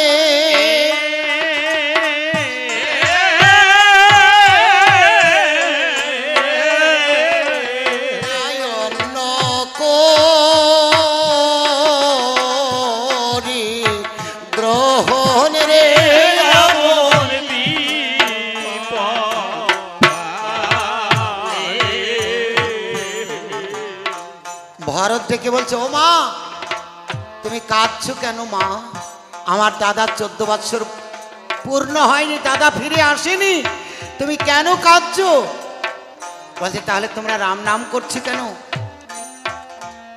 বলছে মা রাম নাম করছে হনুমান আমি ডেকে বলছে হনুমান তুমি রাম নাম করছো কেন তুমি কি রামকে চেনো বলে হ্যাঁ চিনি হনুমান বলছে আমি চিনি যে রাম দশরথের পুত্র পিতৃ আদেশে গিয়েছে বনবাসে রাম রাবণের যুদ্ধ হয়েছে লঙ্কায় আর রাবণের শক্তিশালী বাণী লক্ষণ মৃত পায় তাই ঔষধের জন্য গন্ধমাদন পর্বতে গিয়েছিলাম তাই লক্ষণ মৃত্যু শয্যায় আছে এই মৃত্যু সংবাদ শুনে কৌশল্যা দেবী চমকে উঠেছে রামের মা কি বললে লক্ষণ মরে গেছে লক্ষণ লক্ষণ বলে কাঁদছে আর লক্ষণের মা সুমিত্রা দেবী সেই রামের মায়ের কান্না দেখে খিলখিল করে হাসছে। এক বুড়ি কাঁদছে আর এক বুড়ি হাসছে। হনুমান দেখে অবাক হয়েছে, ভরতকে ডেকে বলছে, আচ্ছা ভরত খুড়ো, এই লক্ষণে মৃত্যু সংবাদ শুনে এক বুড়ি হাসলো আর এক বুড়ি কাঁদলো, এরা কারা? ভরত বলছে, ওই যে কেঁদে গড়াগড়ি যায়, উনি হচ্ছে রামের মা কৌশল্যা দেবী। হনুমানের বুকটা জুড়ে গেছে, বাহ, এই তো প্রকৃত মা, যে সতীনের পুত্রর দুঃখ জেনে, সতীনের পুত্র দুঃখ হয়েছে বলে নিজের পুত্র অনুমান করে যে কেঁদে গড়াগড়ি যায়, যার মনটা এত বড় হয়, তার গর্ভেই তো ভগবান রাম জন্ম নিতে পারে। যেই মায়ের মনটা এত সরল, এত পবিত্র, যে এত উদার, তার কাছেই তো ভগবান জন্মগ্রহণ করে। এই তো প্রকৃত মা। আচ্ছা ভরত খুড়ো, আর ওই যে খিলখিল করে হাসলো লক্ষণের মৃত্যু সংবাদ শুনে, উনি কে? ভরত বলছে, উনি হচ্ছে লক্ষণের মা সুমিত্রা। হনুমান চিন্তা করে কি বলে, যার পুত্র মরে গেছে এই সংবাদ শুনে যে খিলখিল করে হাসে, সে আবার কেমন মা? না না, এ মা হতে পারে না, এ নির্ঘাত ডাইনি না হয় রাক্ষসী। অমনি সুমিত্রা মা ডেকে বলছে, ওরে বনের পশু হনুমান, রাম যে কি জিনিস এই সম্বন্ধে নাই তোর কোনো অনুমান। শোন, রামকে আমি চিনেছি, আমি জেনেছি, আমি জানি রামকে। আমার দিদি রামকে গর্ভে ধারণ করেছে ঠিকই, কিন্তু রামকে চিনতে পারেনি। যেদিন বিশ্বামিত্র মুনি এসেছিল এই রাম লক্ষণকে তারকা নিধন করবার জন্য নিয়ে যাবে বলে, রামের মোহে পড়ে রামকে আমি দেব না ভেবে লুকিয়ে রেখেছিলাম অন্ধকার ঘরে, কিন্তু রামের জ্যোতিতে অন্ধকার ঘর আলোকিত হয়েছিল। সেই অন্ধকারের মধ্য দিয়ে আলোর জ্যোতিতে সেদিন আমি দেখেছি শঙ্খ চক্র গদপদ্মধারী। এ রাম সামান্য নয়, সে হচ্ছে বৈকুণ্ঠের মুকুন্দ মুরারি। এ হেন রামচন্দ্র আমার লক্ষণের সঙ্গে রয়েছে, আমার লক্ষণের কোনো বিপদ হবে না। এই জন্যে রামকে চিনি বলে এই বিশ্বাস আমার আছে, কিন্তু আমার দিদি সেই সংবাদ তো জানে না। এই জন্যে দিদি কাঁদছে, গর্ভে ধারণ করেও চিনতে পারলো না। এই জন্যে আমি হেসেছি। আরে মূর্খ, গর্ভে ধারণ করলি অথচ রত্নটাকে চিনতে পারলি না, এই জন্য আমি খিলখিল করে হেসেছি। ওরে হনুমান, তুই আমায় দিলি গালি, লক্ষণ মরেছে সেই জন্য ঔষধ আনতে গন্ধমাদন পর্বতে গেছিস। ওরে তুই কি শুনিসনি, যার পদস্পর্শে পাষাণী মানব হয়েছে, যার পদস্পর্শে কাষ্ঠকরি সোনা হয়েছে, শুধু যার নামের গুণে সাগর জলে শিলা ভেসে রয়, তার পদধূলি লক্ষণের মাথায় না দিয়ে তুই গন্ধমাদন পর্বতে গেছিস। ওরে মূর্খ, মনের পশু হনুমান। হনুমান বুঝতে পেরেছে আমার সত্যি বলে গেছে। ঠাকুমা, আমায় তুমি ক্ষমা করো ঠাকুমা।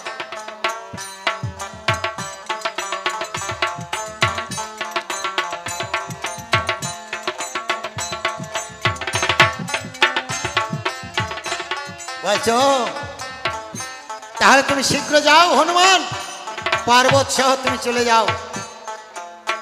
এই বিশাল লক্ষণী ঔষধ সুসেন বৈদ্য খুঁজে বের করে নেবে। তাই আমি ঠাকুমার কাছে বিদায় চাইছি, আমায় বিদায় দাও, বিদায় দাও। লক্ষণ রয়েছে রামের কোলে, ও বিদায় দাও, বিদায় দাও, ও মা বিদায় দাও, বিদায় দাও। তোমার আশিস পেয়ে মাগো আমি করিব গমন আমায় বিদায় দাও বিদায় এই ঔষধ দিয়ে বাঁচাইব আমরা লক্ষণের জীবন গো বিদায় দাও বিদায় ভারত বলছে আমার বাটুলের সম্মুখে দাঁড়াও আমি যেমন আঘাত দিয়েছি আবার বাটুল আঘাত করে 100 যোজন উপরে তুলে দেব বশিষ্ঠ দেবে সে তখন কমল হস্ত বুলাইল বিদায় দাও বিদায় আর মন্ত্রপুত করে হনুমানে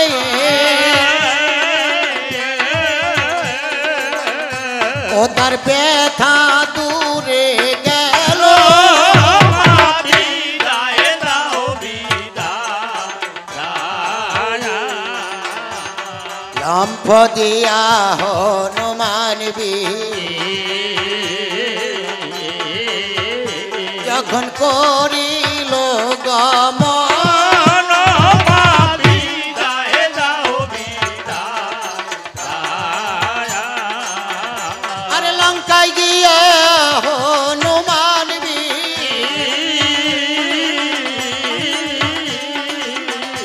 যখন দর্শন